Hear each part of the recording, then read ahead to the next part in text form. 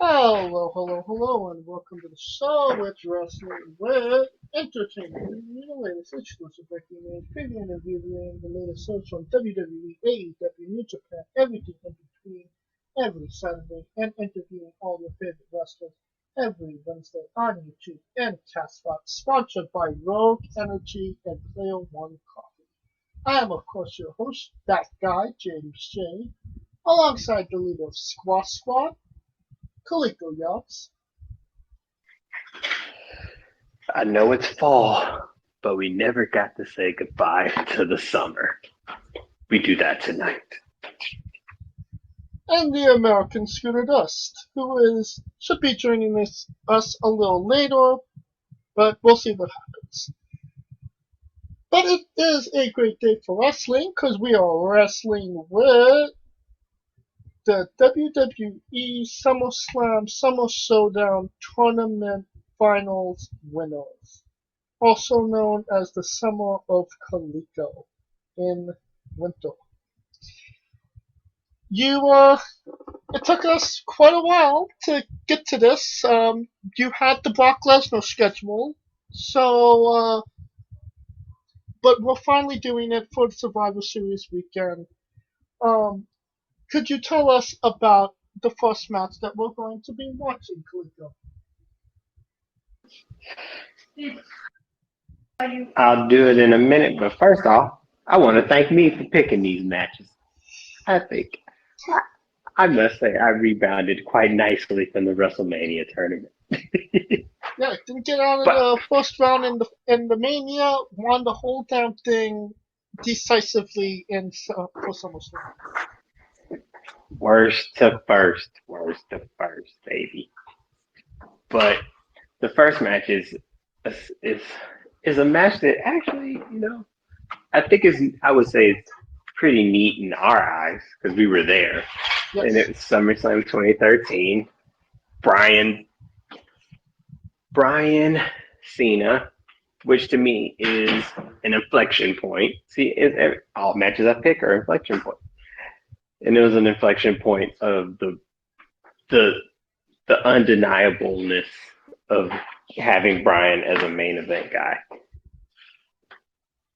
And I think this was the start of that swell. And him beating a guy like Cena, especially when they were kind of like,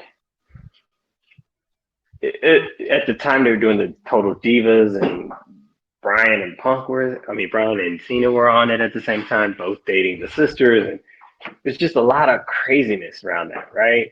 Right.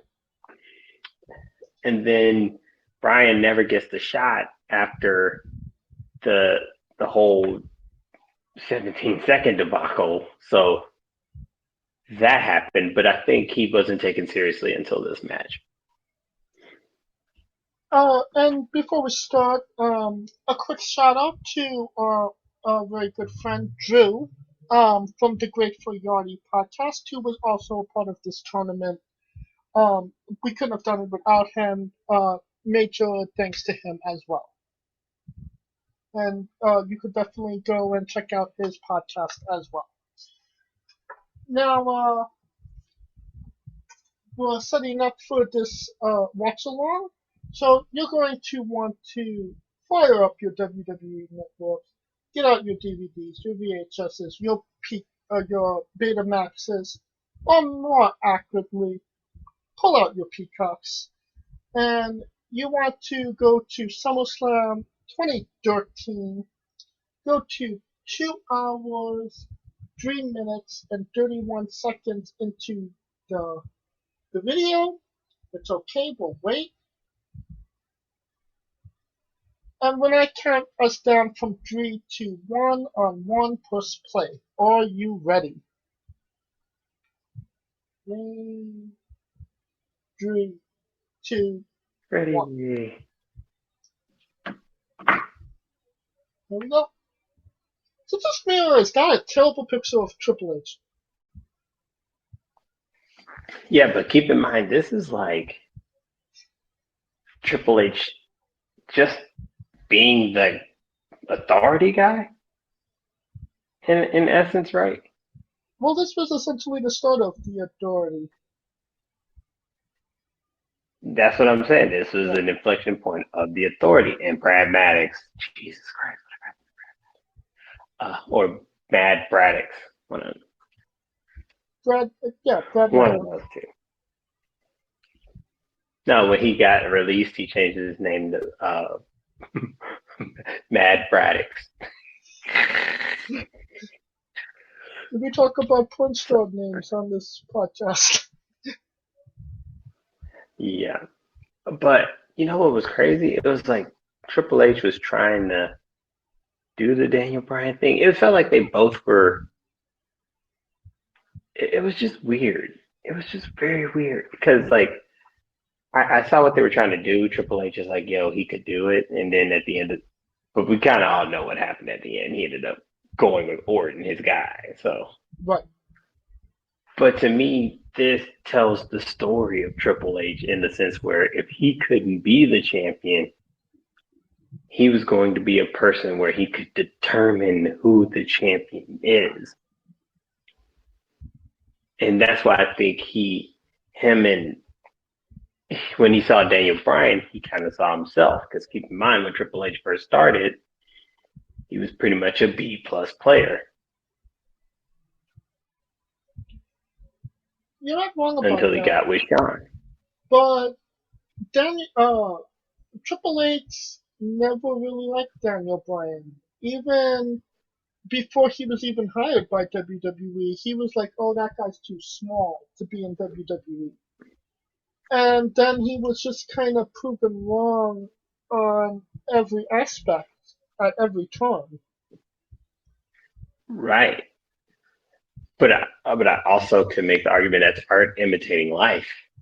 Oh yeah. To the most extent, because Triple H made it seem like he was going to be the good guy, and to me, this was Daniel Bryan's.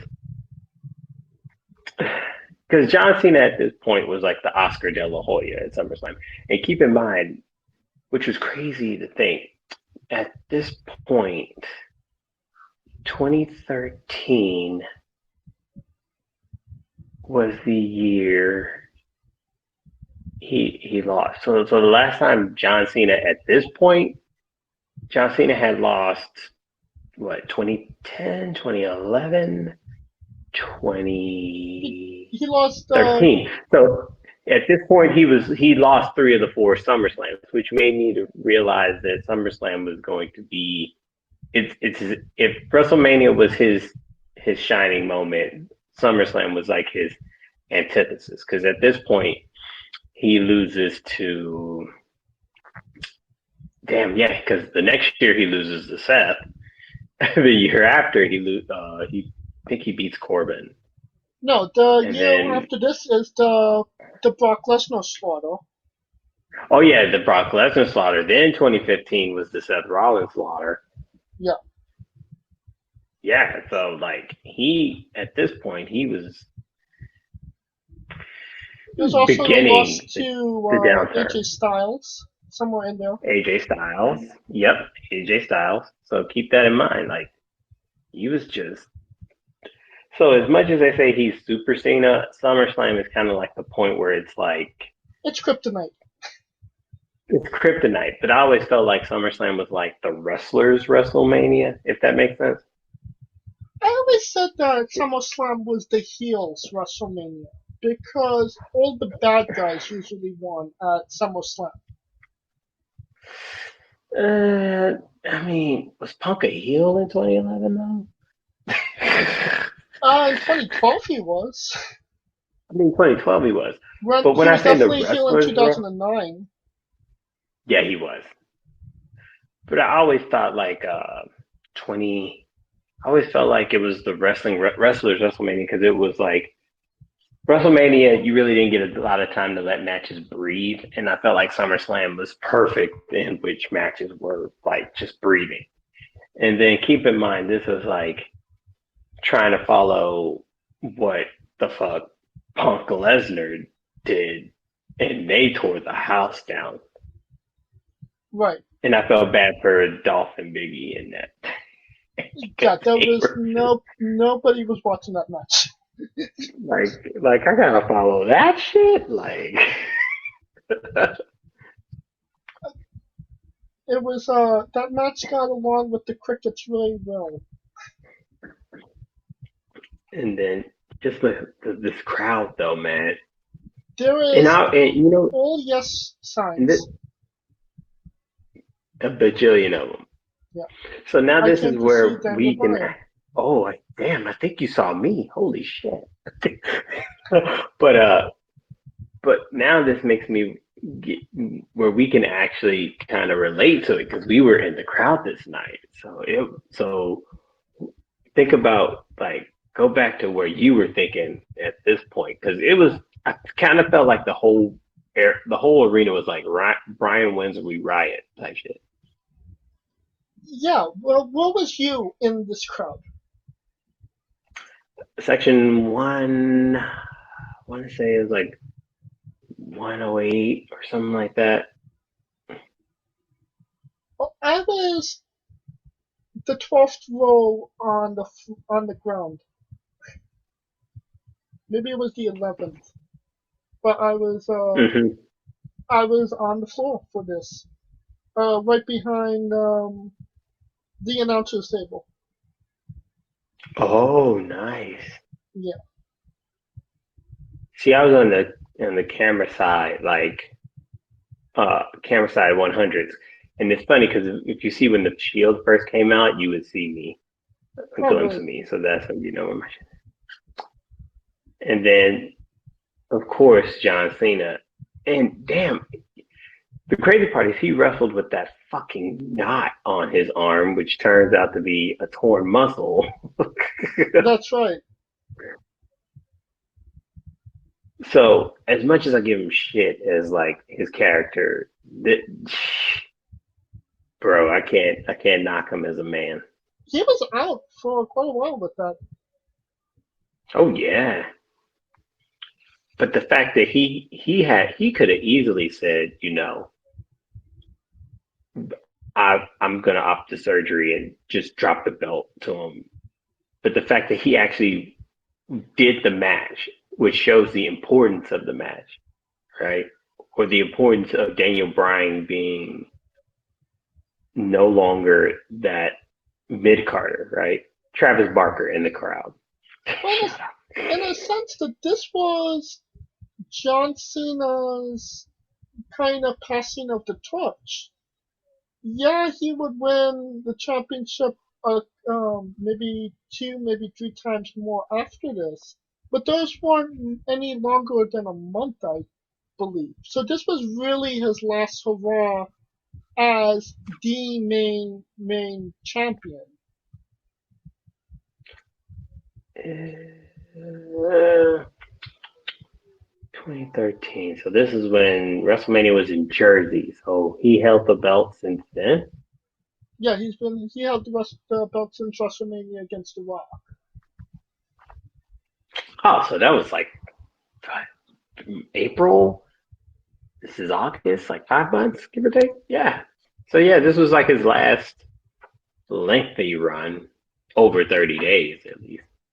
Yeah, because 30 he wrestles Wyatt, 31 he wrestles Rusev, 32 he didn't have a match, 33 he tag Bella. teamed with the Bella, yeah, with Nikki. Mm-hmm.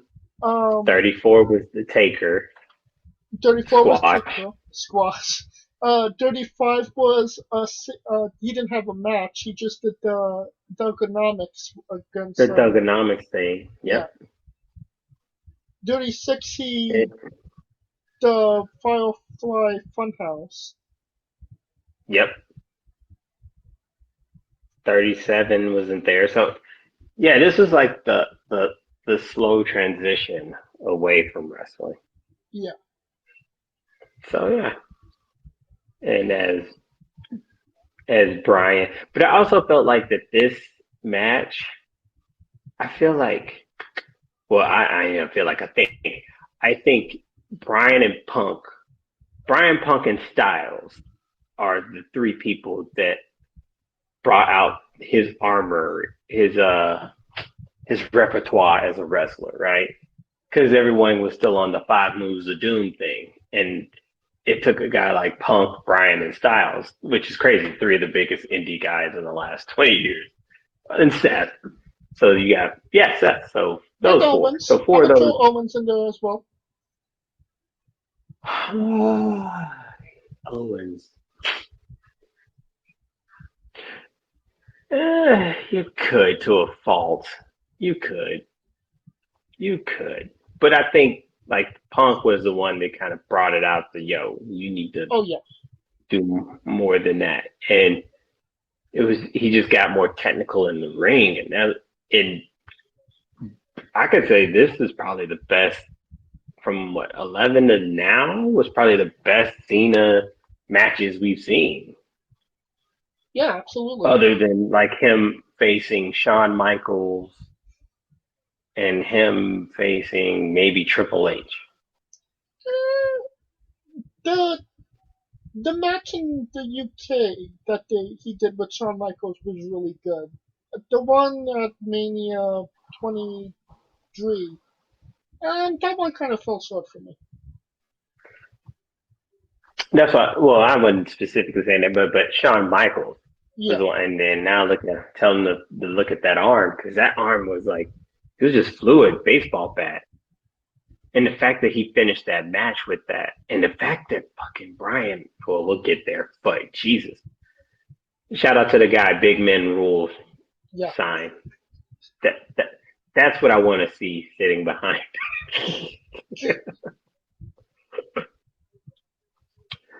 Story time now as they get ready to lock it up. This is the SummerSlam where I beat a 9-year-old in a spelling bee to win the encyclopedia in which we use for trivia night. To that 9-year-old who was probably 17, 18 at this point, you learned a valuable lesson, kid. And what did you beat him with? Yokozuna. Banzai. Banzai. I dropped a banzai out of it. All right. And this was crazy too, because this was like when SummerSlam was in LA for like I think what 6 years. this in 2014 were the last two SummerSlams in LA, which to me, oh my God, you gotta have SummerSlam in LA. You can't. It's got to be a West Coast thing because you can't have summer in. I mean, granted, you can have summer in Nashville, but when some people think it's summer, they're not thinking Nashville. They're thinking Vegas. They're thinking LA. They're thinking hell. They'll take New York, but fucking. I kind of feel if you're doing WrestleMania New York, then you have to do SummerSlam in Los Angeles. And if you're doing WrestleMania in Los Angeles, you should do SummerSlam in New York, which is kind of what they did. Well, this year, yeah, because I mean, at this point, SummerSlam was like it just felt like they had just had a 6-year run there. It was just like it's automatic in LA, and then they would just do that California circuit, the Dago, Right. The Dago, the Bay, and just do that whole West Coast trip thing there. So, but it's going to be interesting now with SummerSlam, considering that now they're doing football stadiums now. Because keep in mind, this was probably their second biggest pay per view, and they're doing it in. Granted, yes, the Staples Center, but the Staples Center at best is like 15, 16,000. So maybe 18, I would say. Given. Yeah. Yeah, I'll give you that. On a good night, like NBA All-Star Game night, because I don't think, and I gotta remember, we gotta look it up though. We'll look the attendance stuff, but I don't think it was more than 18,000 there. Well, this is how it goes. It was on August 18, 2013, Los Angeles, California, at the Staples Center, with attendance of 17,739. So yeah, see, that was considered sold out. Yeah. So, um, yeah, it was crazy. Honestly, this was it had it. The crowd was just Bryan central. I mean, granted, and at this point, I think Cena was embracing himself as the Oscar de la Hoya. And if for those who don't know what I'm talking about, Oscar de la Hoya at one point was like the gatekeeper to be a big star in boxing. So when you think of like Bernard Hopkins or what's the other dude? I can't think of his name. Even Floyd Mayweather, like they jumped into a whole new brand of superstardom once they beat De La Hoya, like Sugar Shane Mosley or I forgot his name. Tio, I think it's Tio. I forgot his name. But there was another guy that he fought, Pacquiao, as well. Like De La Hoya was like the gatekeeper, and at this point, I felt like John Cena was in gatekeeper phase Yeah. uh, because considering that Punk, they didn't. Punk finally got over the hump when he beat Cena. Bryan got over the hump when he beat Cena. AJ, I wouldn't say he got over the hump, but it put him in another level because the next month he won the title. Yeah, I was just gonna Seth, say. uh, Seth, it if it wasn't for Jon Stewart, I felt like Seth was. Even when Jon Stewart, Seth had a good match. It just showed he could hang and he was the future. To me, that was more the passing of the torch than anything.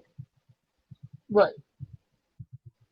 Because at this point, Bryan, you hindsight's 2020. He only wrestles what a handful of matches.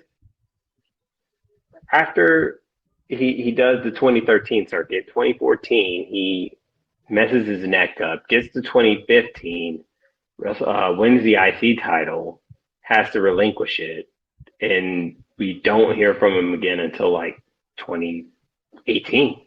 Yeah. Because we go after this match, you have the Randy Orton Daniel Bryan rivalry, and you know the authority and all that good stuff that and if you can't detect the sarcasm, um Yeah. and then Daniel Bryan just kind of gets thrust to the side in favor of a John Cena Randy Orton rivalry that the crowd was not having because a couple months after this was the championship the champion Abeyance. huh? The abeyance. Yeah, the champion for all the champions came out for the crowning of the first unified champion, which got taken over by the fans cheering for Yeah, Daniel when they Bryan. had to cut the promo for Daniel Bryan, but they happened to be in Washington. That's where they fucked it up. They weren't that far from the street. That they weren't that far from where he was from. So Right. that's the last place they should be. And That's the last thing.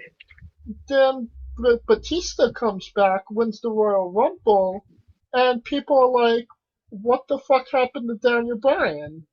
We wanted Daniel Bryan, and you gave us Batista." Which is crazy because keep in mind, uh, like I said, this was like the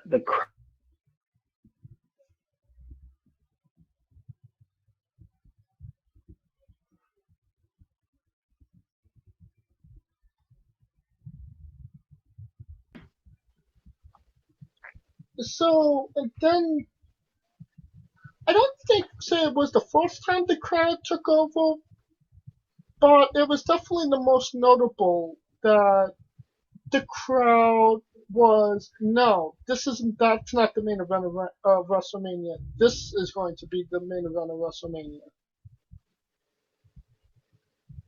true. But it also showed like because usually with a feud they would put it to the side but it's just Daniel Bryan is such a likable human being. It's just, you know what I mean? Right.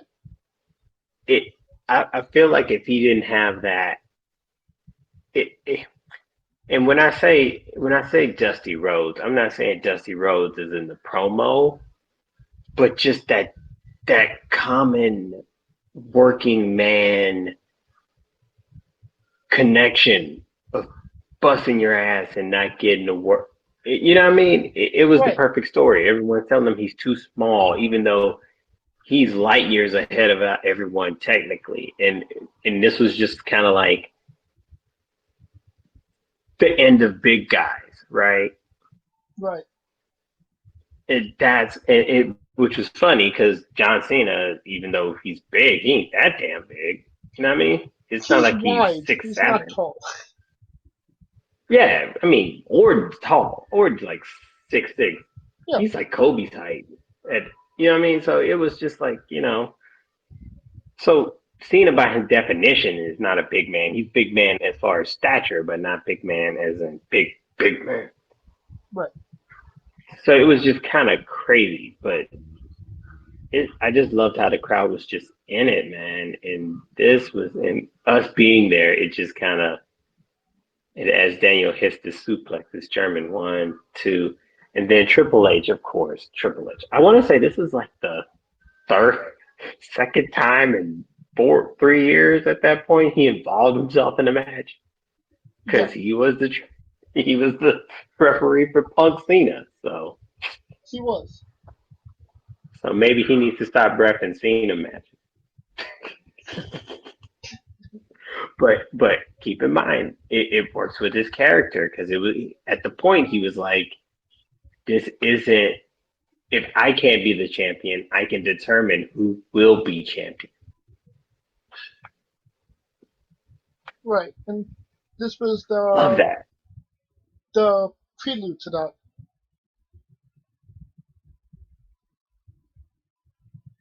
In the crowd too, if I remember right. Fame and writer. It was a lot of people in this crowd that was here for Daniel, yo. There's in the front row. There's a lady with red hair with her son. I actually know them. I've been in many lines with them during Access. Mm-hmm. They're actually from Chicago and no, Colt Cabana. So just a little tidbit there. Shout out. Yeah.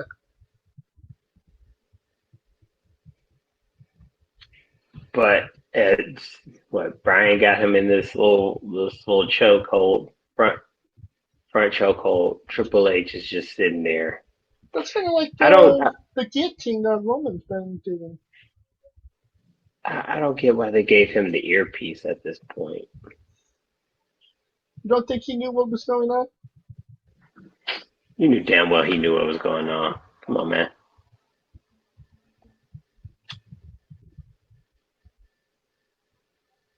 And if I remember right, you know what was crazy? This was when the opening match was Rob Van Dam versus Dean Ambrose. Go fucking get right. Like, crazy, right? That's kind of crazy. The rest of the matches on this card, Bray Wyatt defeated Kane in a Ring of Fire match. Cody Rhodes defeated Damian Sandow.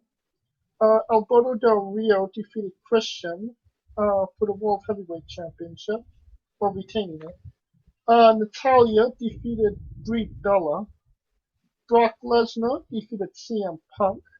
Dolph Ziggler and Caitlyn defeated Big E and AJ Lee. And there's one more match after this, but people kind of know what that is. Randy Orton defeating Daniel Bryan, cashing in his Money in the Bank briefcase.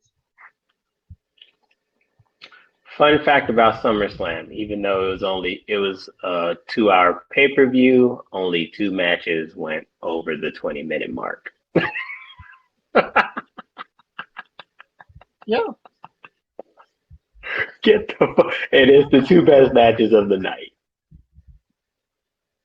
Uh, Which kind of tells you it was like, yeah, they were carrying a lot that night. They did a lot of carrying. Lesnar Punk win 25 minutes and 17 seconds. The match we're talking about that we're watching right now, 26 minutes and 55 seconds. So it sounds like, oh yeah, SummerSlam, give these time the wrestlers to breathe. No, give certain wrestlers time to breathe. So it was just like, oh, and then he hit that superplex, and then I remember he did this, the whole ah. And you know what the crazy part is? Cena letting him work that arm, even though it's fucked up. So I'm trying to figure out, yo, he must have went to the doctor, and they were like, yeah, it can't get no worse. You can fuck it up. Like, I could imagine that it could get worse, but I mean, a torn muscle, you can't get worse than that because at that point it was already swollen. Because keep in mind that thing had a knot on it. He yeah. was just compressing it just to like so he could use it, right? So I don't think it could have got worse unless he broke the arm. One move that they should really consider banning with, the pile driver Flying is the headbutt. flying headbutt. Yeah. Which ironically is the move that he fucked his neck up on against Kane. Yeah. And many other wrestlers have fallen prey to that move. So Oh yeah, like Dynamite Kid, Chris Benoit. Yeah, it's just too many. I don't think they do it. Oh, I think they let them do it in the WWE, but it has. I think it's a different variation of how they do it, of how they land, right? Because I haven't seen anybody do it since Daniel Bryan, and I believe he took that out of his arsenal when he came back in 2018. oh, he had to. Well, he did. Yeah, It wasn't a matter of neck injury when he the second time around. It was a matter of concussions.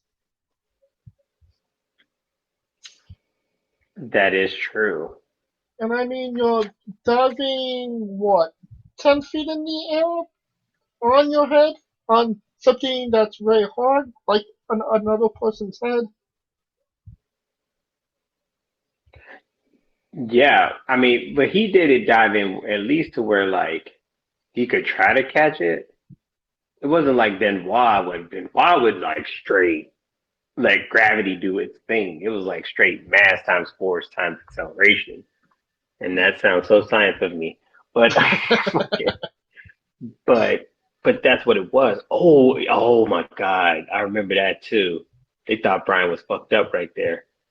When Cena dumped him on his head. Yeah. Oh God. We were like, oh my God, please don't fuck this.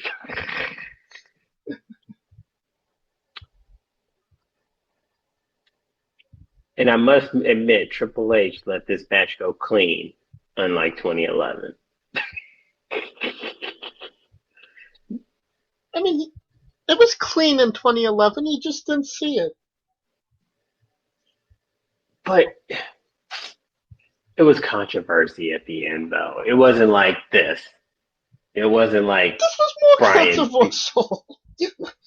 Huh? This was more controversial. No, I'm talking about the ending of the match, not what happened, the shenanigans after. Uh, Because even with that, it just felt like they were saving face with Punk with Cena at that time. right. Vice this, Cena was like, I'm taking the L. And the fact that, oh my God, he's got that lapel lock on the fucked up bicep. It's just I kind of feel you like got it. you kind of knew Cena wasn't going to win this match, not because of anything that they did with Daniel Bryan, but because of that fucked up arm. Mm, I mean, that argument could be made for that. But if that was the case, they would have. If the argument I make against that is considering how they did Becky when she found out she was pregnant and they had a Money in the Bank winner and they just went straight ahead and did that. They could have did that here.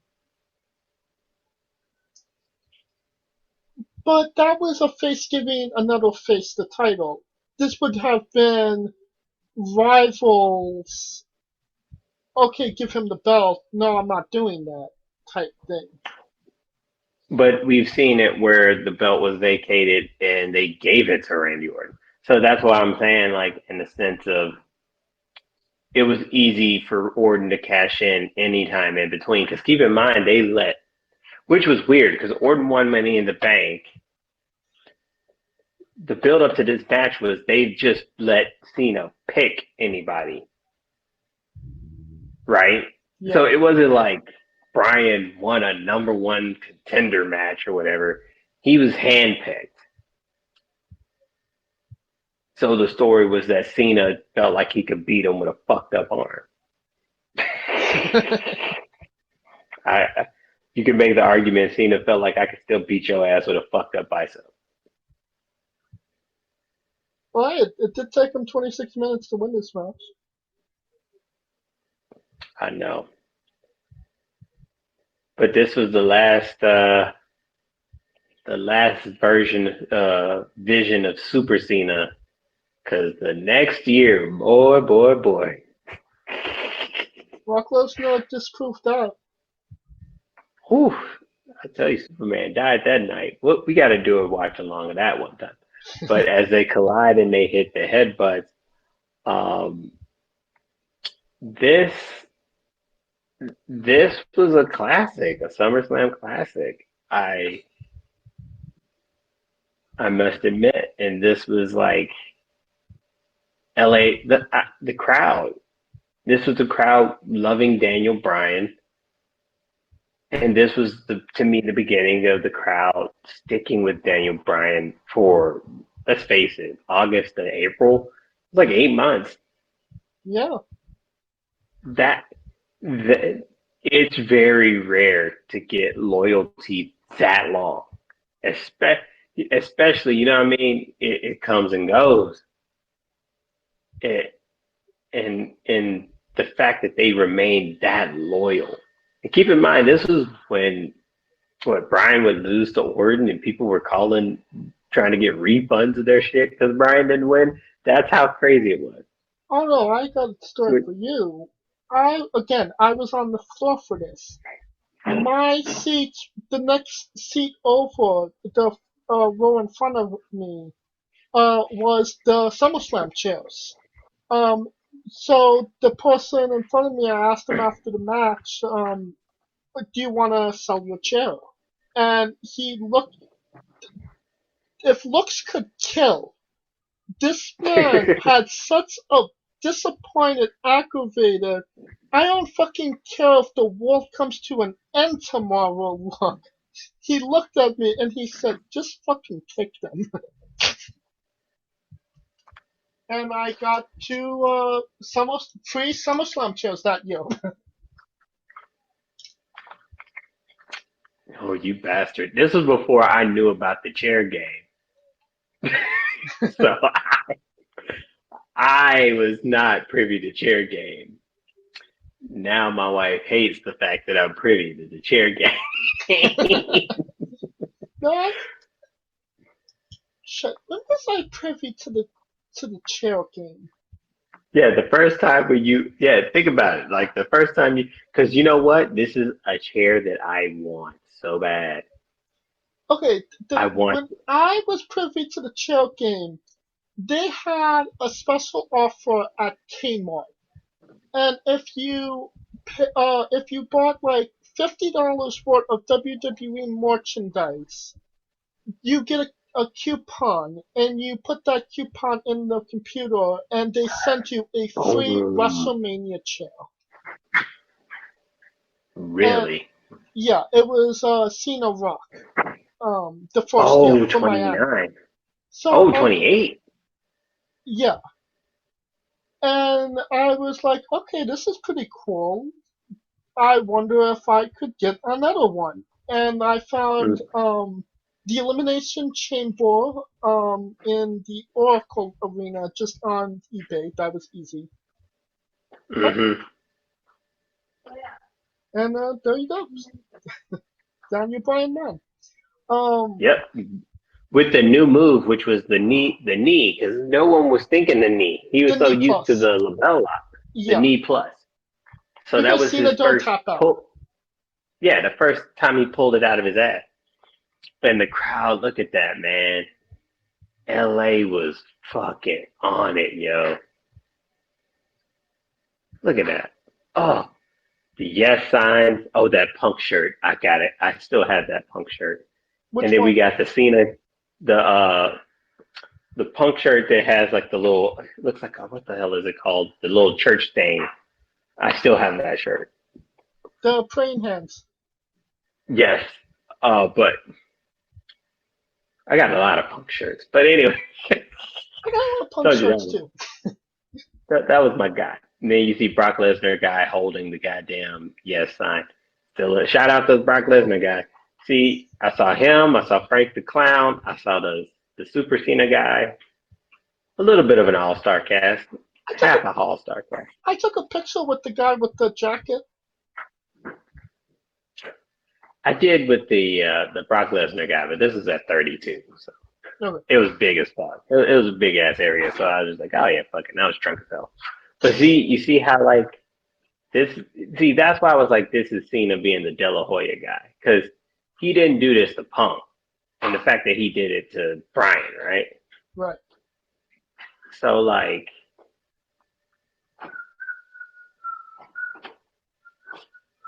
and it was funny because the crowd was like, oh my god, so classy.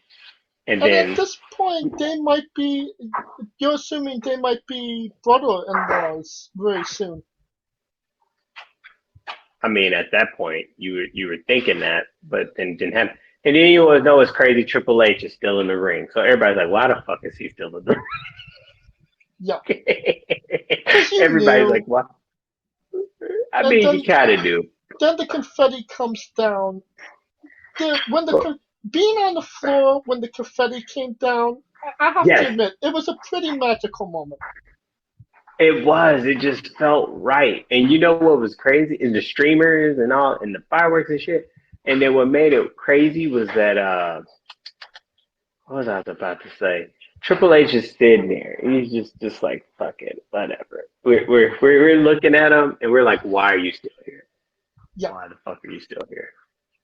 I still Once actually again, have some of that confetti. and then he's doing the whole shout out shit. Like, bro, they made this was like if it was like it's like the Academy Award. You get the Academy Award, and then they just be like, yeah, Yeah, it wasn't you. We made a mistake.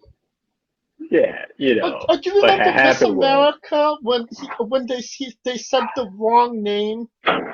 oh yeah, Steve Harvey. When Steve Yeah, Harvey fucked up, yeah, that's exactly what happened. And then it's just like, and everybody's feeling good, and everybody's still in their seats. Ain't nobody left, which is the weird part, right? And then here comes Orton, and everybody's like, uh, uh. because Everybody's like, ah. this was like the third or fourth time that the Money in the Bank briefcase was cashed in at SummerSlam. Yeah. Keep in mind, Orton wasn't on the card He wasn't. that night. So crazy, right? Money in the Bank winner, not on the card. Usually now they put him on there and he loses, and then he comes out and cashes it in. And this is like Bryan being like, yay, come on, fighting champion. And everybody's looking at him. They're like, and the crowd is like, "Get the fuck out of here!" That's the worst part. The crowd's like, "Get the fuck on!" It's quiet. Everybody, It's eerily and quiet because you know what's going to happen. oh You know, no one knew what was gonna happen. Come on, man. yeah. At this point, nobody knew You because Triple H at that point see, was kind of like, see, because everybody's like, "Yes, yes, yes, yes," and then Orton looks back. And he's like, yeah. And he's like, oh. And everybody's like, oh, now everybody's like, oh, shit. And you see dude in the front row, yes.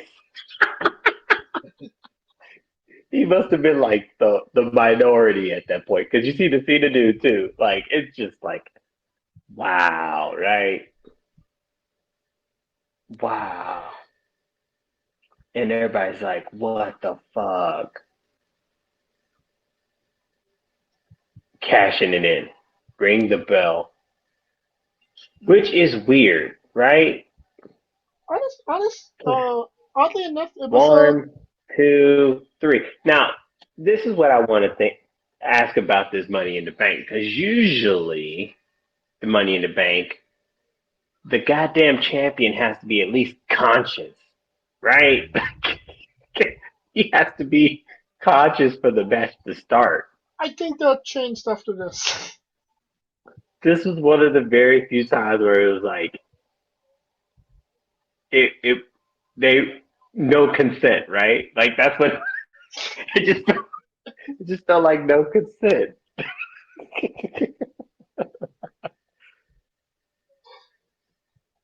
And at this point, Orton became the hated man on the planet. Oh, think about that, man.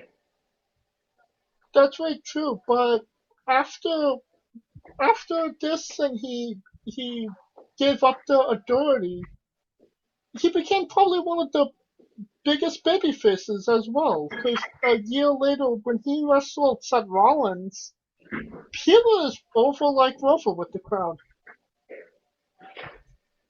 Because it was because that was the betrayal, which was crazy because they recycled that like two of the last 3 years when you think about that. Because he joins the Authority to betray him, then he joins the Wyatt family to betray him. That's a whole nother. That's a whole nother topic for a whole nother day. But Metal watch I just remember that. I remember the crowd just being so deflated when this happened, bro. It was like if the Lakers lost Game 7 on the floor, on the home floor, yo.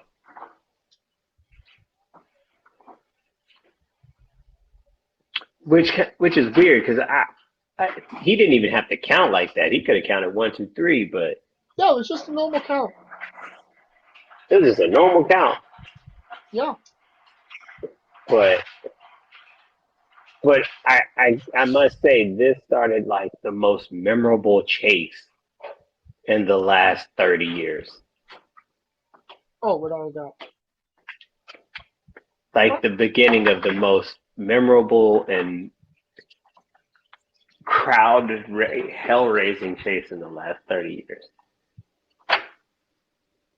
Well, and that will conclude our coverage of WWE SummerSlam 2013.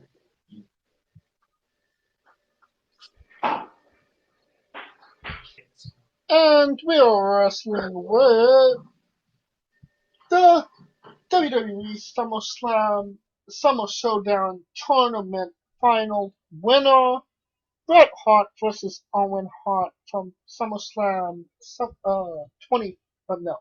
1994. There you go.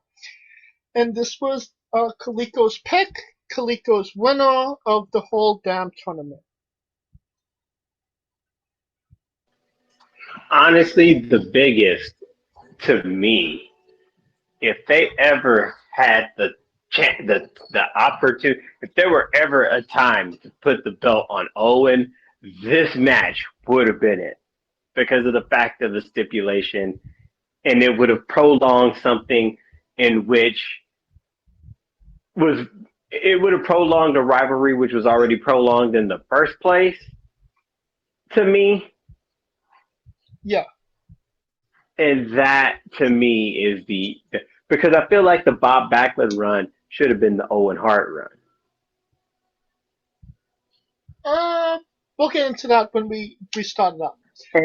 And the only yeah, when we fire it up, and I'll explain why. Not in We'll explain it. We'll explain it when we get there, You should or as already the match starts. have your Peacock pulled out. You want to go to SummerSlam Season 7 or 94. Go to 1 hour, 22 minutes, and 53 seconds into the video. We'll wait. And now I'm going to count you down from 3, 2, 1. On 1, press play. Are you ready? Ready! Yay! Ready, ready, ready. And 3, 2, 1. Here we go. SummerSlam 1994. Now, as we get to the intros and all this other stuff, hear me out. Now, this was why I said Owen Hart should have been Bob Backlund run. Because if Owen Hart wins this, right? Let's say he wins that SummerSlam, loses to Diesel in November or December. That's at least 6 months. Because keep in mind, if they had him beat him, they still would have feuded with him. And this was like right when 94 was like right when the In Your Houses were kind of forming. So Okay. it wasn't like, they were doing it the formula that they were doing now. And Owen would have got the best of Bret at Survivor Series with his parents there, which I felt like would have been the bigger match other than Backlund. Because with Backlund even losing or beating Bret, he beat Bret because of Owen. That's right. So why that never made sense to me. You might as well have had Owen win the belt if he was going to go that far. You see what I'm saying? Right. And I don't know. It kind of seemed like there was a lot of opportunities to give Owen the title, and they just, I don't know, they just never saw it in him, I suppose. I think '94 was the best year because he beat Bret at Mania, became King of the Ring, got the title shot, and he never really got another one after this. So that's why I was thinking. Honestly, I think this should have been the rise of the little brother. Well, keep in mind, Vince McMahon didn't want to do this rivalry because brothers don't fight pal. And I suppose he never really got over that, even though the rivalry was damn near perfect. I mean, because it was the most relatable. It was like one of those, everyone's been the little brother, or everyone's had if you're a big brother, you see it from Bret's perspective. Hence what we're doing now with Roman. Roman, if you're a person who is slated to be the flag bearer for the family, you see it from that side. Vice when it was Jey Uso, you see it from that side. If you're in that situation, the same with Owen, it was the same way. But I just felt like this could have been the culmination of the rise of the little brother. And this is kind of a continuation of some of our WrestleMania watch along when we did Owen Brett from Mania as well, which Yeah, we talked extensively even more about this rivalry. So this was kind of the continuation. But in essence, yep. yeah, But it just was so good, and I think because I think Owen, because keep in mind this was what Bret's second reign with the title. I don't think no one would have scoffed at him losing it to. No one would have scoffed if he had lost it to Owen. I don't think anybody would have scoffed, but keep in mind we just came off mostly a year-long title reign from a heel, Yokozuna. So giving Owen Hart the title for 6 months, it just kind of goes back to giving the title to a heel. But they ended up giving it to a face right after 2 weeks after the heel. So that's where to me it threw everything off. I mean, they Because could have. he lost to Backlund. Backlund loses it 2 weeks later. It ain't like he held it to Mania and Diesel won the damn thing. Would have been. Would you have preferred? Would it have been okay if he won the title at Survivor Series and dropped it 2 weeks later to Diesel? I felt he should have won it here and then dropped it to Diesel in December. If they were going to go the random route that they went with Diesel, because it's believable that a guy of Owen Hart's size losing to Diesel. Right. That seemed more understandable if me being the fan, right? Or me looking at it hindsight now, like that seems way more. That seems way within realm.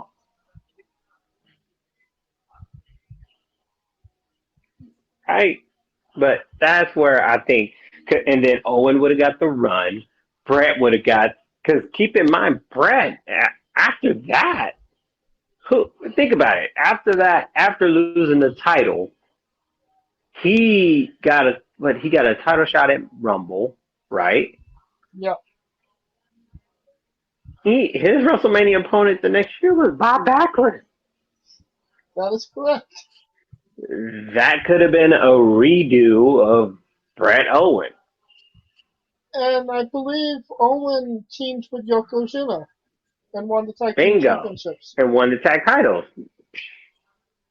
So yeah. I'll first look at the the big blue cage. The big blue cage. Man.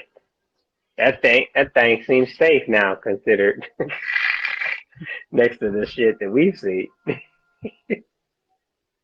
Compared to Hell in a Cell, yeah. I remember a 9-year-old me like, oh my god, that cage. Like, what the fuck? That cage. I remember the And first. now it's like, yeah, whatever. I mean, the first paid preview like I remember watching was the Elimination Chamber. So, good Elimination Chamber Oh, cage match. holy shit.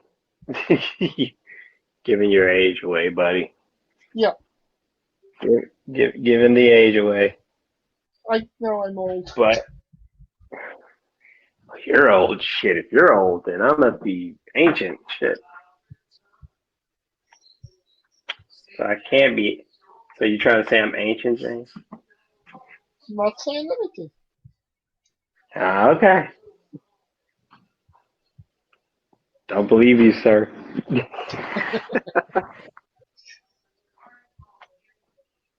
But it's crazy. But I always say when you think of '94, you just think of this, pretty much.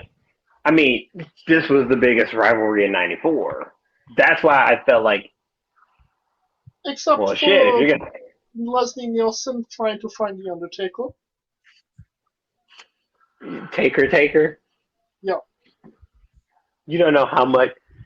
I remember at this time it was like Stridex trying to like be the sponsor for Mania. You don't know how much these Stridex acne pads I bought.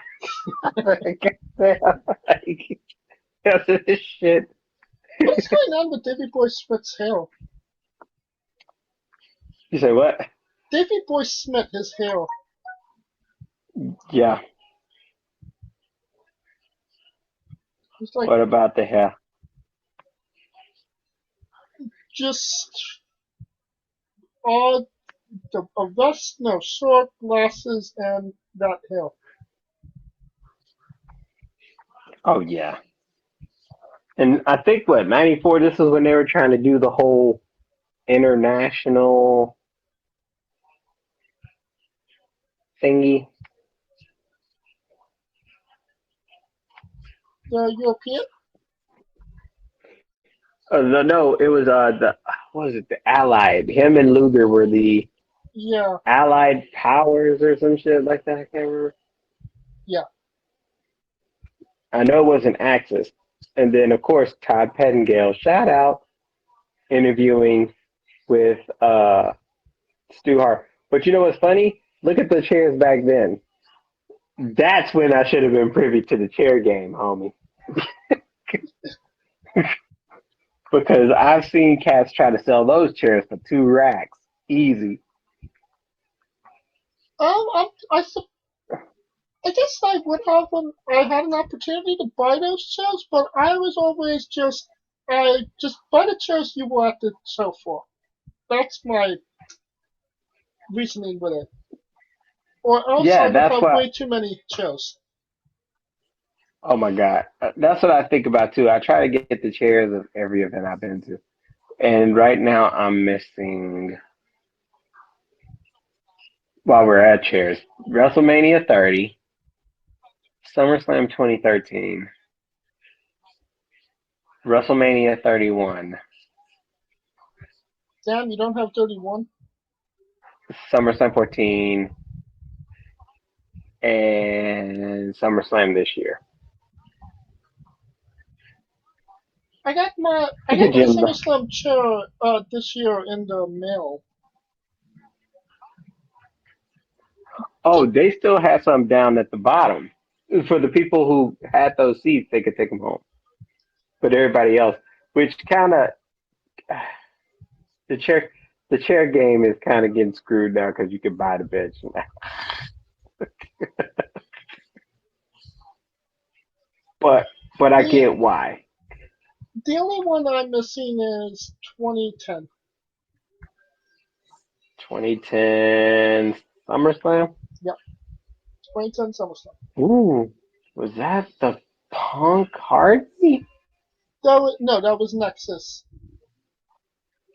Oh yeah, Super Cena. That was, I think, at that point, I think that was the last time Cena won a match At SummerSlam, yeah. at SummerSlam. Mhm. Because at that point he lost. That was like, yeah, that's why I keep saying 2011 to 20, damn near 2015, 16. He lost like 6 straight. Yeah, definitely. Like, like shit. It was like, yo, take this L. And I like how Vince is interviewing. It's crazy. So they got Todd Pettengill and Vince McMahon, and they got. That's what I was saying. This was like the biggest rivalry there. Well, I mean, you can't interview the Undertaker or the other Taker or the No, Underfaker or no Cole. one. I mean, yeah, granted that main evented, and no one cared. I mean, they cared, but it was like it wasn't like the thing.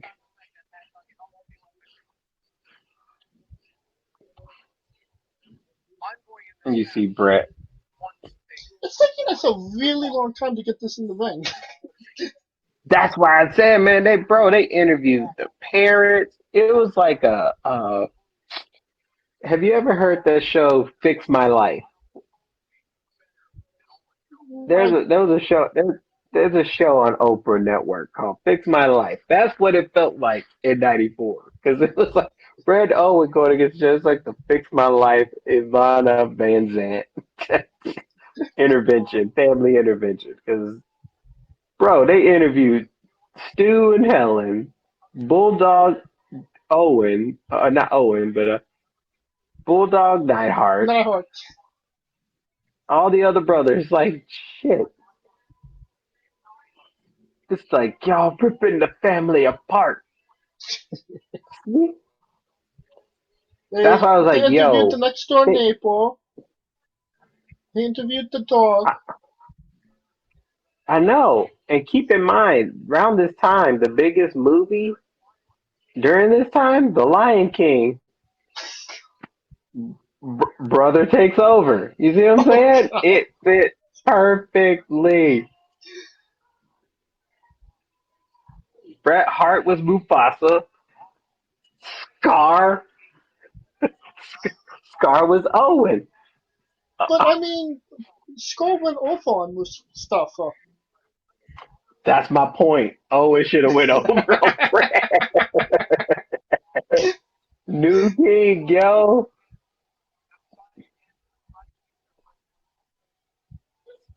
And this is like where they made it feel like it was like a Ali Frazier thing.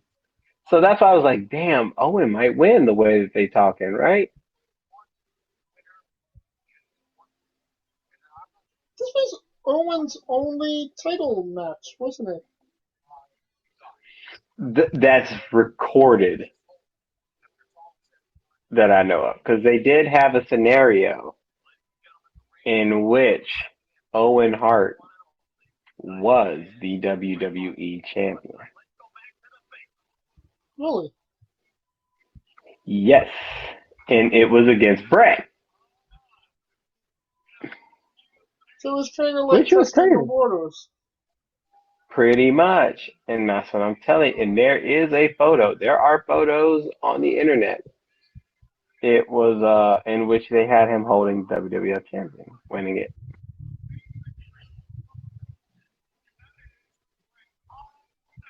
So it wasn't like that this was never out of the realm. And it was just like you know, it to me it could have happened. And it was a Saturday Slam. It was a Saturday Slam and a lumberjack match, and it was in which Owen Hart won it, and they did the whole he won, like the dusty finish, and then Bret ended up winning it back type shit.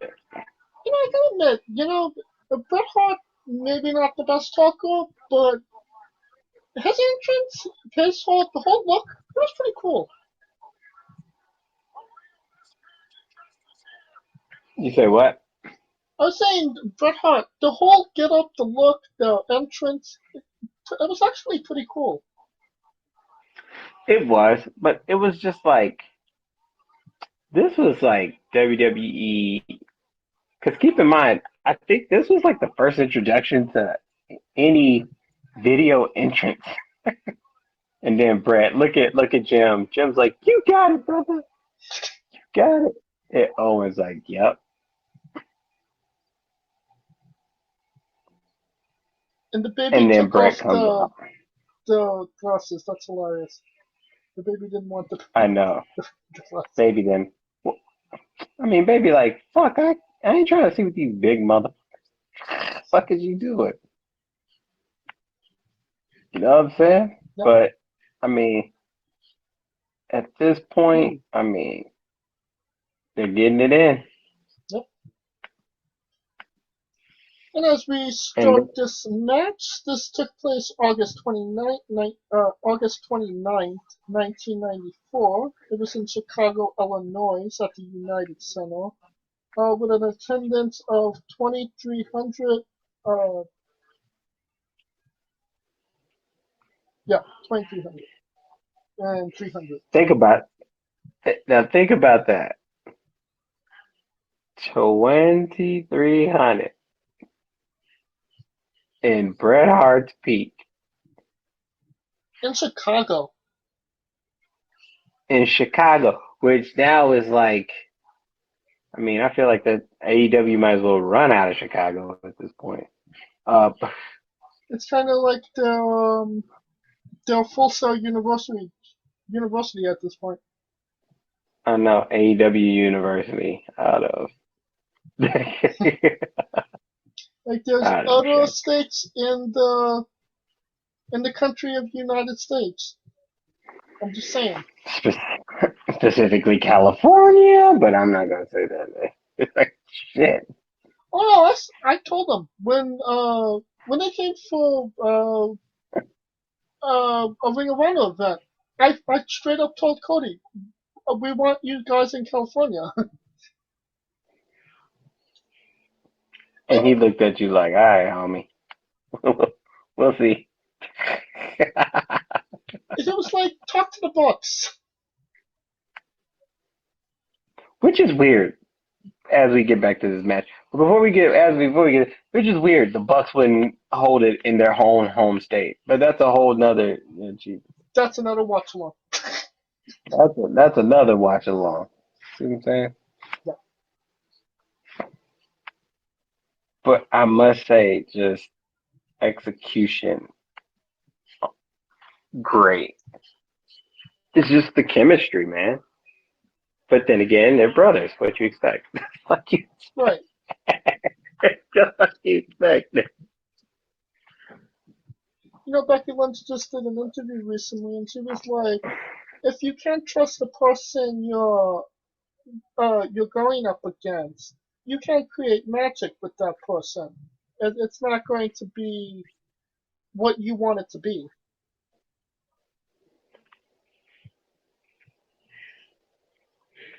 That is indeed true, and it it just goes to show you like how because even though people like kind of give Brett like this hell for this for being in these seats like during this downtime because he was the champ during like this era, which shit it took it had to be a Brett. it, it it could only be Brett. Like it could only be him, and it was just like and Well, he think didn't about it. get. When the steroid trial began, you put the belt on Brett. Brett ran with it. Then when Yokozuna's time was up, who did they go with? Brett. Even though they had wanted Lex Luger lined up.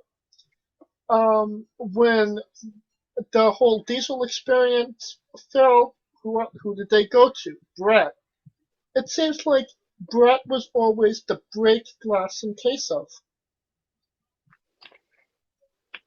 I it's crazy that he was the steady hand Right. during this time, especially because we all know what with Sean, and then of course Diesel and Ramon leaving. Triple H was nowhere near where he was then. A B Uh, plus player at this point. What I'm talking yeah, about, Triple H wasn't even in the company at this point. but like 95, like from 90, yeah, from 93 to 95, he was probably the most steady hand. And that's not being erratic or getting his ass beat by Marines and having to be put in the hospital or alcohol.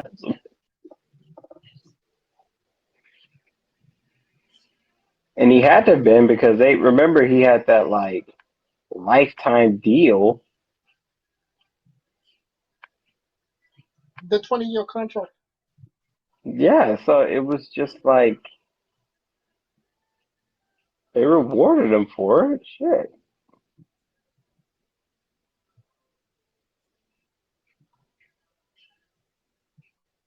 Just in case you want to go back and watch the rest of this show, Bam Bam Bigelow and IRS defeated the Head Shrinkers and Captain Lou Albano by disqualification.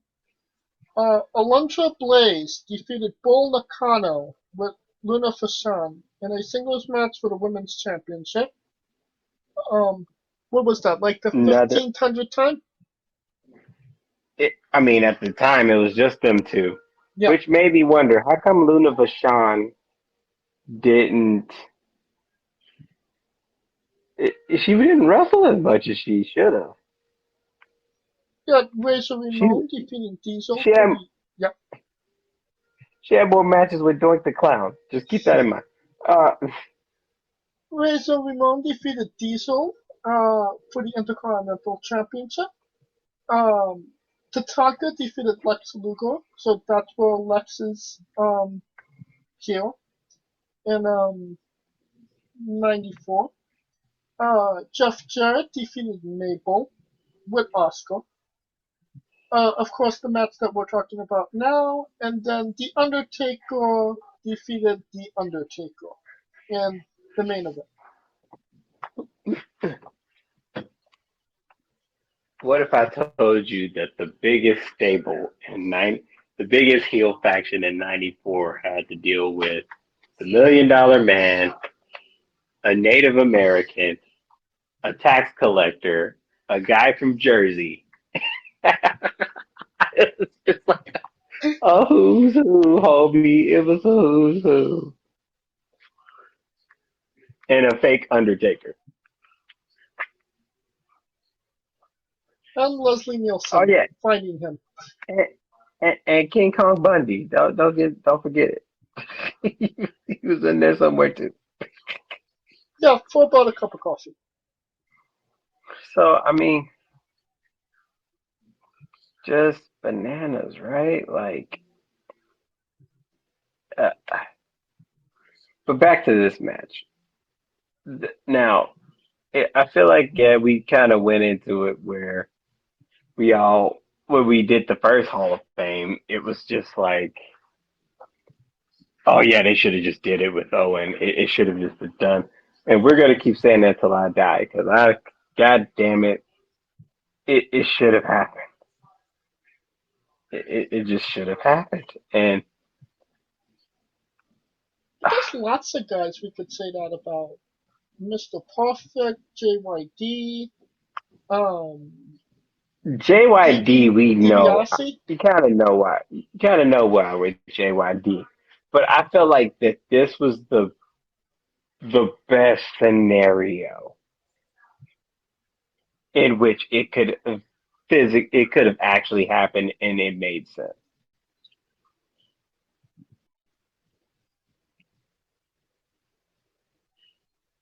Right? Like that's where I was, Right. or that's where I am. Cause like it. Yeah, we say JYD, but JYD never really fought for the title. You can say Mr. Perfect. He never really fought for the title, unless it was like Hogan. I think he had a step against Hogan. Yeah. I think he was more concerned with So, his Lloyds of London deal. so I mean, that's where that was. This one was where the trigger was pulled. The trigger was pulled. He's he's he already beat him. So to me, when he beat him at Mania, I'm like, yo, it's not out the realm. He could do it again. Yeah. What do you think that this match was not the main event? That's another thing. Like how? How the I fuck mean, did that happen? just going down the card, clearly this would have been the biggest match on the card from a I mean, performance standpoint. it was the biggest story. Biggest story, definitely athletically wise, it was going to be the better match. Yep. And ironically enough, it was the longest match on the card The by card. So 15 miles. minutes, by over Yeah. 15 So minutes. and and let's not forget the longest storyline that year. Because keep in mind they had the little stories with uh, Money Inc. Money Inc. was yeah, but it was like hit and miss with some of them. So it was like, oh yeah, Tatanka turned on Luger and joined Money Inc. Or oh, Bam Bam Bigelow. I think at the time was going to be on the outs with Money Inc. type shit like that. No other story was touching this, Right, other than the because it fact that was they had the Michaels. Was Ramon was the champion, fought Diesel. Michaels came back with the title, and then they had that thing going. that was brutal. Um, because it was the biggest rivalry because it was one of the more relatable ones, like you said. Because it's brother versus brother. The little brother trying to prove himself to the big brother. I I feel mean, it like should have that been was a lot of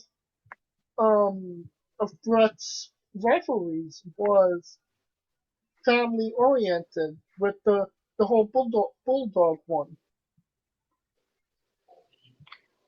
I mean, ever since the British Bulldog, his shit was family oriented. Yeah, It, it, it just was like, come on, man.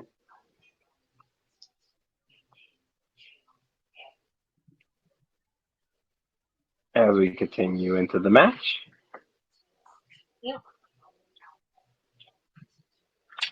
but I think this was like the first like cage match that I've seen where it didn't get that violent in the cage.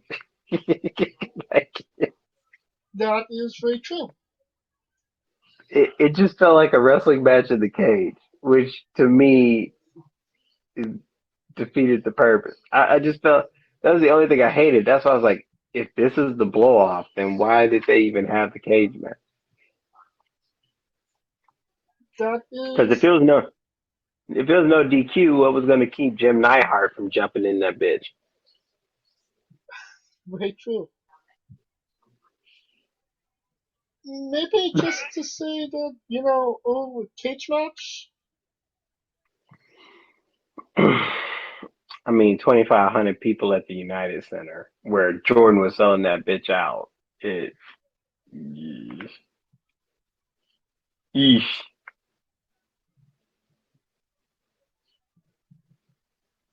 So, I mean,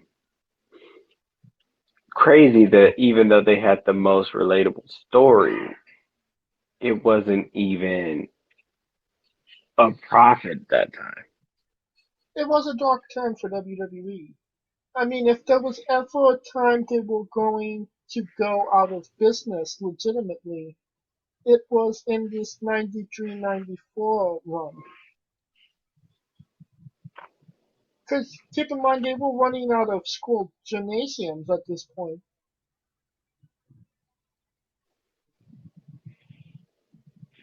And having to have Raw changed due to the Westminster Dog Show. So yeah, a lot was popping up. A lot was going on in '94. Those dogs were over. Terrier was over, brother.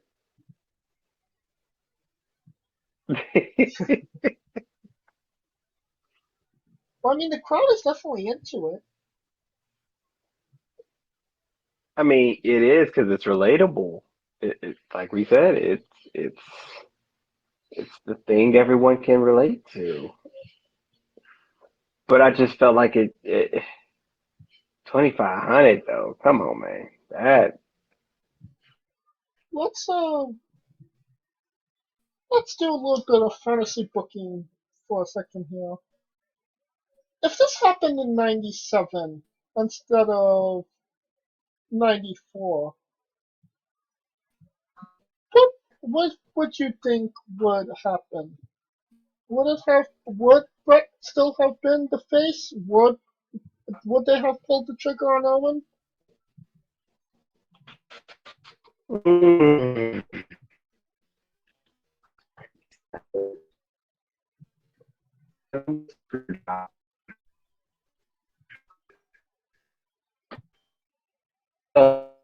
You have to get Owen breaking his neck.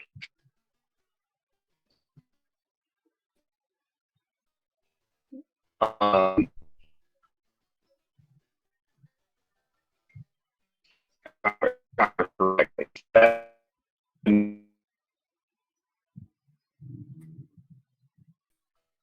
Right.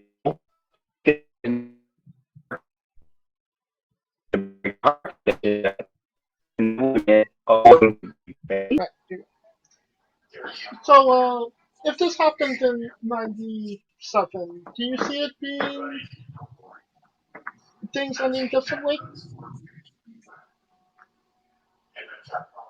different in the sense that Brett would have to be heel and Owen would be face.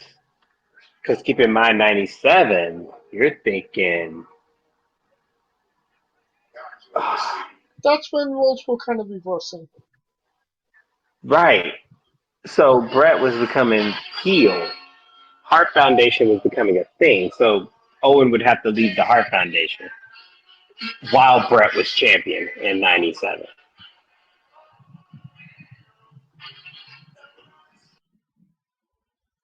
And this was never revisited. It. Which means Canadian Stampede does not happen. If it were ever to happen, it would have to have been there just for shock value. Yeah, you have a point there.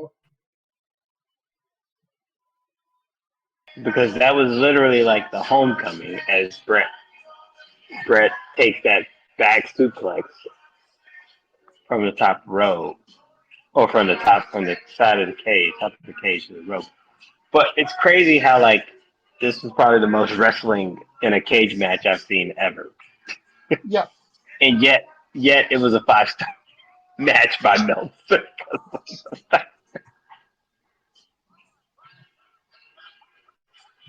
Which kind of, but it also labors the point of where they were in '94. The fact that you have a cage match, but they really didn't get violent. Right. Because this was like wholesome family values type thing.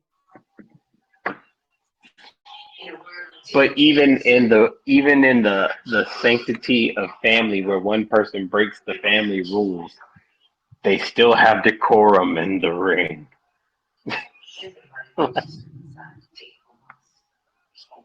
Which I think was what was throwing me off there with all of this. Right? Right. Like, even then, I don't think they really got violent until like when Michaels hit Psycho Sid with the camera. Like, that was was considered violent. 96. Yeah. So, but so it really wasn't even violent then. Like, The most like violent things got was the Bret Stone Cold match, the I Quit match.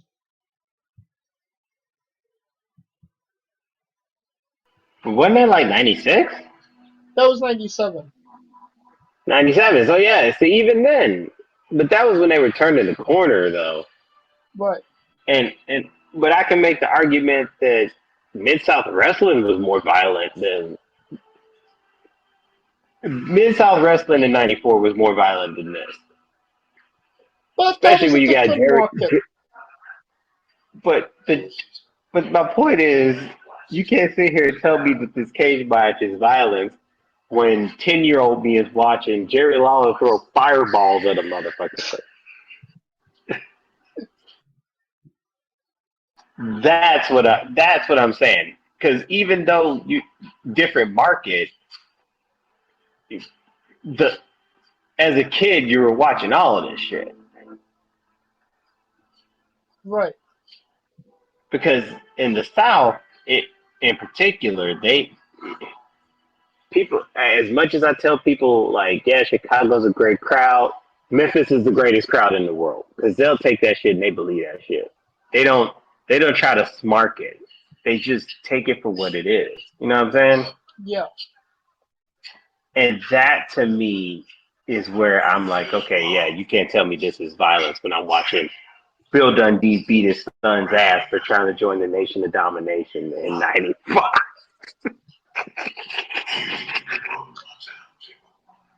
Right? But Spring Brett doing a springboard on the cage is not really that violent. And what kills me is like they got Davey Boy Smith clapping for Brett. And I'm looking like, wasn't you just fighting with Brett like 2-3 years ago, homie? Just to get in the family? it was about a year ago. 94, 2 years. 92. SummerSlam Wembley. Okay. So it was SummerSlam Wembley. So 2 years ago he was fighting them. God knows about 93. Let's not even go there. But it's just nuts. That's right. That was Luger and Juno. Yeah, the Lex Express. So where they ended the match with a DQ and acted like Luger won the goddamn thing. They give him to ticker tape parade.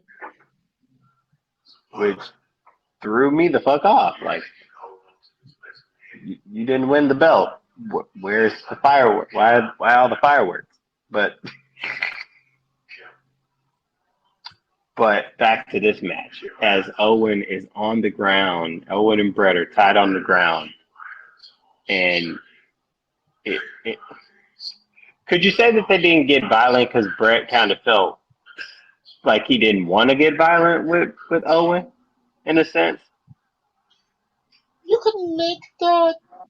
You can make that argument, but also WWE had a strict no bleeding policy or no weapons. I mean, there was the next year at SummerSlam the ladder match between Shawn Michaels and Razor Ramon. There was only one ladder because they couldn't use multiple weapons in the match. So it was just them kind of sitting on their hands at this point because of, they're still in the steroid trial. They're not making money. They want to make money, and they're just kind of coasting at this point.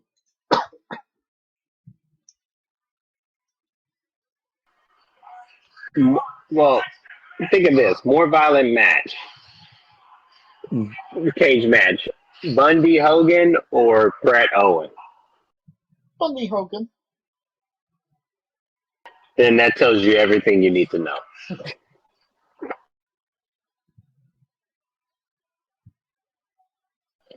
Right? I mean, come on. That's crazy. That's crazy how that happened, right? Yeah. Oh, wait a minute. 23. Did you say 2,500? Was the attendance for 94? 23. 23,000. 23,000, yeah. Oh, okay, boy, you almost scared the shit out of me. I thought you said 2,300. I was like, wait a minute. That don't sound right. That sounds like Mid-South Coliseum numbers. But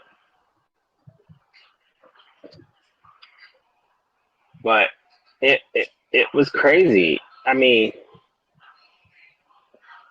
think about that. And then, oh God, not even considering Jeff Jarrett. I mean, Jeff Jarrett was just getting into this thing. And Jeff Jarrett at the time, and this is how I remember Jeff Jarrett, he was like a big ass face in the South. Big face. Him and Jerry Lawler were like the two biggest faces in Memphis. Was he though? I mean, the only reason he was in the position he was because of his Jerry. Yeah, because they freaking ran USWA, and USWA was with Texas and Tennessee. Texas-Tennessee connection.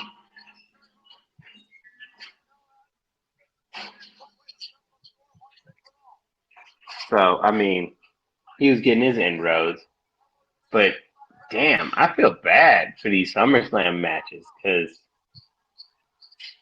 the match we picked was 26 minutes, and the second biggest match was 25 minutes, and then you got this match 32 minutes, and the second biggest match was 15 minutes, which involved Shawn Michaels. Right. And it had Walter Page. Jesus Christ. Like, that's the only reason that match went 15 minutes. And the next longest match was 8 minutes and 57 seconds. Takeover versus Takeover. And I bet you, and I can bet your sweet ass it was a 2-hour pay-per-view. Oh, absolutely. So think about this, man. Like, that's crazy. It almost like SummerSlam is like a 2 main event. Well, now it's like three hours, but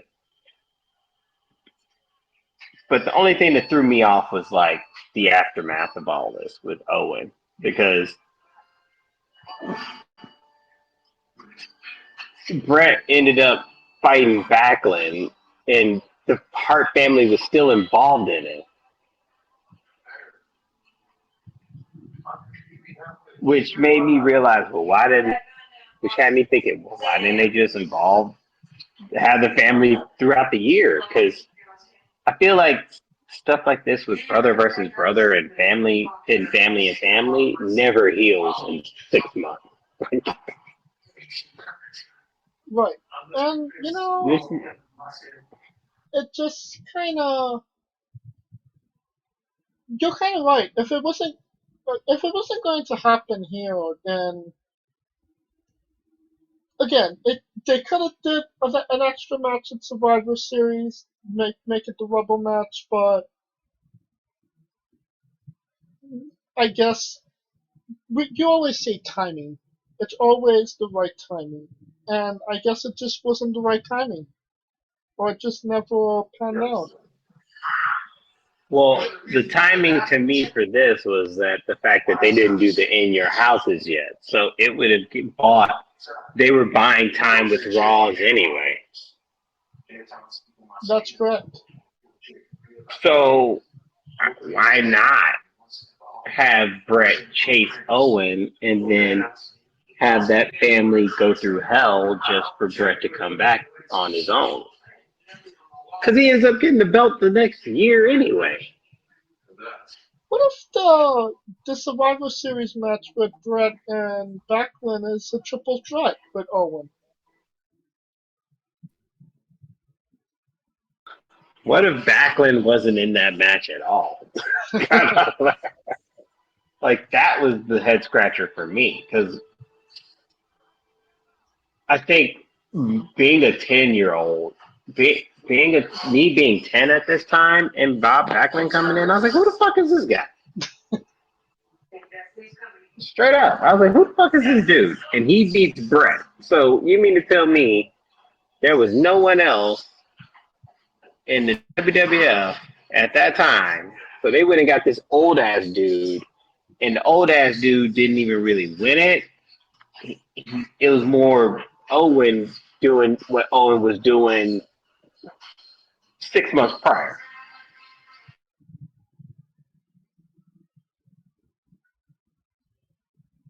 No, we've been talking about that aspect of things.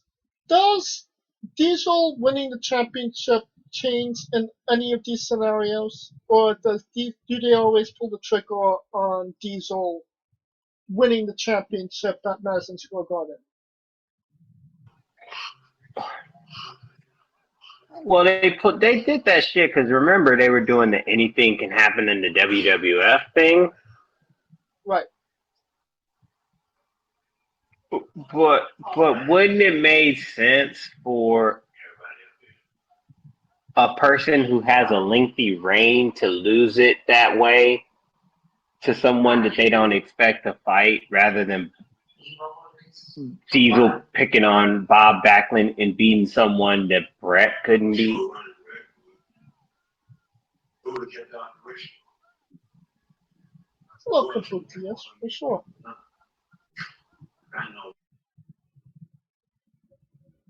So that was my thought process as Brett is climbing the cage, getting ready to hop out this thing, and Owens tapping that knee, trying to get it in, I mean, he could have trying to. he could have taken he could have just jumped down and he would have won the match. Yeah, he had a jump, Yeah. but Vince McMahon was like, but "This for the, needs to be 30 minutes, pal. We're running a little I short. mean, We're running long, short on I time." mean, but to, to Owens' credit, he had hops because that motherfucker hopped off. He hopped his ass You're, off you're not wrong to about get that. Brett. Yeah, he had some hops on to get Brett on that one. So see, even now it's like Owen. This is where you could have just jumped out the cage, homie. You yanked them off. You could have slid off the cage. It's funny how Shout out to the. they hit each other, but by hitting them, they're going to fall off the cage. But that's pretty smart way to end the match. Yeah. Shout out to the refs wearing those blue shirts. I never got the point where they went from blue shirts to black and white. To look more like a referee. Look more like Greyhound drivers. And then look at Owen getting stuck. See, and that's the thing. Owen gets stuck. Yeah. And then he loses. And then look at Jim hopping out. And look what he does. Like, this is the thing I don't get. He could have did that in the middle of the match. It caused pandemonium and helped Owen win because it was no DQ. You're right about that. That's why I said they could have pulled the trigger because if Jim was on his side anyway, fuck, you might as well have had them two against the family.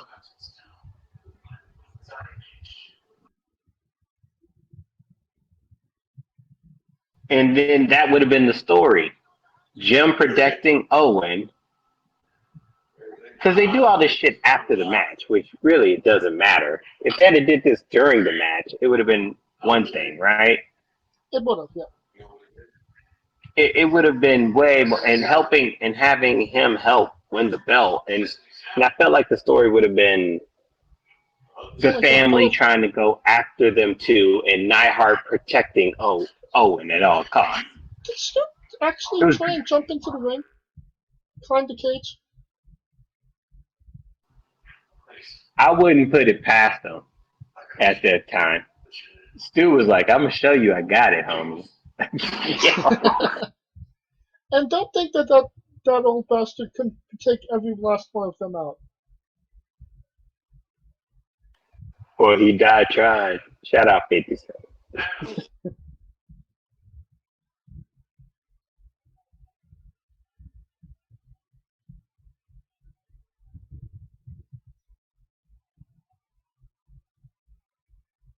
And of course you have Jerry Lawler on commentary, who notoriously hated the Hart family, or at least had fun at their expense. I know. I feel like Jerry Lawler could have did something too. Like, to me, see, this to me is nothing. It was just shit at this point because Neidhart should have did that. You know, like how when R-Truth and Miz came in and fucked the whole triple threat up? Right. That was dope as fuck because it fucked everything up. Like, doing this after the match, it belittles the point because Owen lost at the end of the day.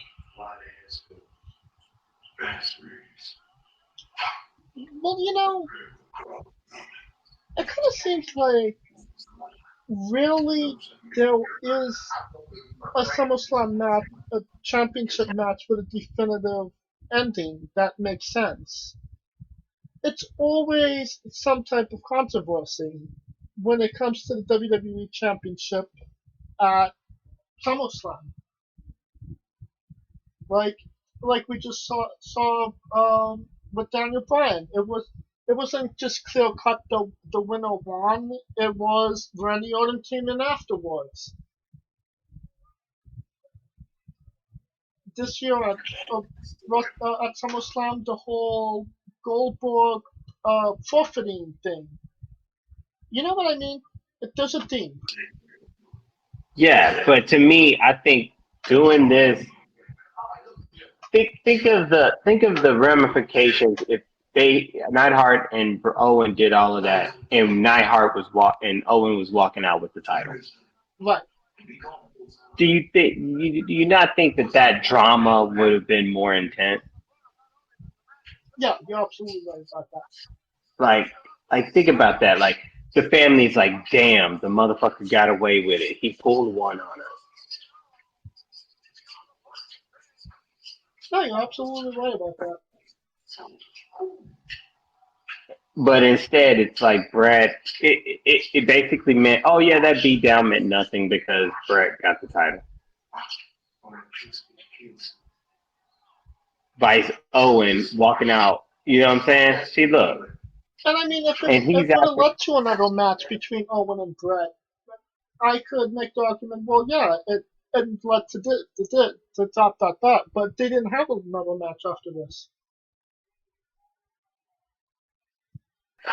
I mean, they kind of did, but it never really got aired. But that's what I'm saying. Like, I just felt like he should have just walked out. I felt like this whole thing would have been different had he had the belt. If he walked out with the belt. Right. Because it's more dramatic when you got, oh my God, the guy that I trusted the most as my tag team partner helped my brother beat me for the title. And that's a low point. Yeah. And that was the problem in '94 with Bret, because Bret never really had a low point in '94. Even losing the Backlund, it really wasn't a low point. It was just he took his eye off the ball. Right? Wasn't it? Was that the clean victory, or did they throw in the towel for Bret?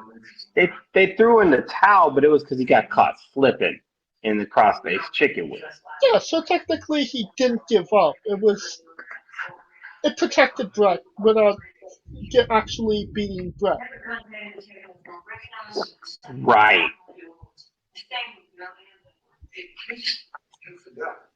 So he never really had a low point in '94. I mean, I don't want to even call it a low point, was when he lost to Owen at Mania. But then he bounced right back and won the championship. That I don't think that was a low point. I also think that's an underestimation. That's why I felt like Owen should have won. Because I think it was like Bret, because Bret losing and winning that night, it kind of felt like he brushed Owen to the side. He had no choice that night because he was fighting for the title regardless. But the story could have been as Bret was winning the title and ascending, Owen is right there on his ass to the point where Owen wins King of the Ring, gets the title shot, and Bret not really thinking about what happened in taking the blip until it's not a blip, and he actually loses. That's low point. Right. And That would have been a low point, but damn it, they had that. I felt like that trigger should have been pulled right there. You had at least till Survivor Series. Even if Bret wins the belt back at Survivor Series, at least it was a 4 month run, right? Of being a guy where he's like, hey, I beat my brother for the belt. I'm man. I'm the man. I'm the man. And think of that, like, psychologically with Bret at a low point. Because losing the back, he didn't really deal with it psychologically, right? Even after the match, even with the fallout, it was like, oh, Owen cost him the belt. Yeah. Well, that will conclude our coverage of the SummerSlam Summer Showdown Tournament. Any last words now that it is complete? We did it. We're going to do next SummerSlam in about 2 weeks. I just feel like, workers. Thanks to the people who voted in and gave me assurance that I didn't that I know I was talking about. See, I picked the matches in Mania, and when they didn't make the first round, unlike Bret Hart, I was at a low point.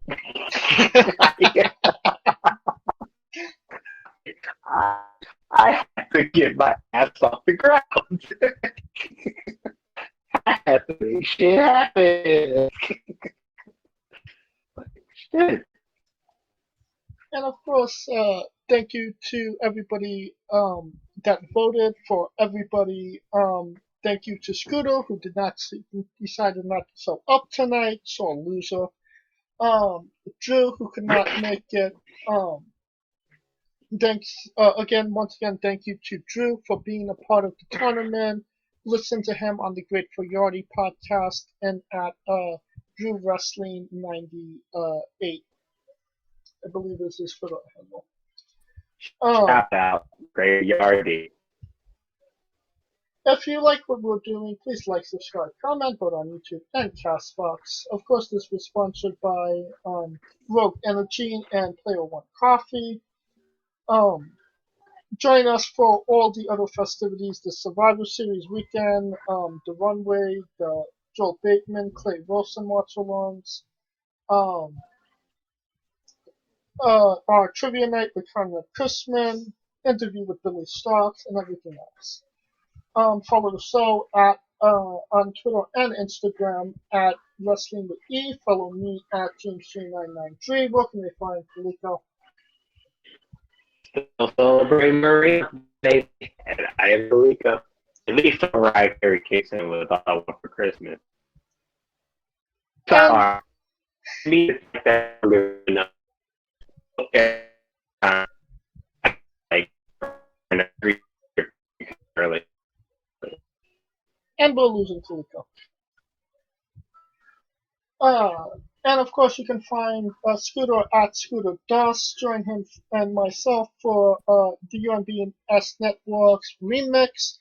The only live alternative commentary for Survivor Series this weekend. Choose your commentary. For Coleco Yacht, Scooter Dust, I'm James J, and this has been Wrestling with Entertainment. Hey guys, this is Brutal Bob Evans from Hangs with Bob Seminars and TheWrestleLife.com, and you are listening to Wrestling with Entertainment, one of my favorite podcasts in the whole wide world. Hey folks, this is the Colossal Mike Law, and you are listening to Wrestling with Entertainment. Enjoy the show, support these guys. We appreciate it very much. We'll see you at ringside.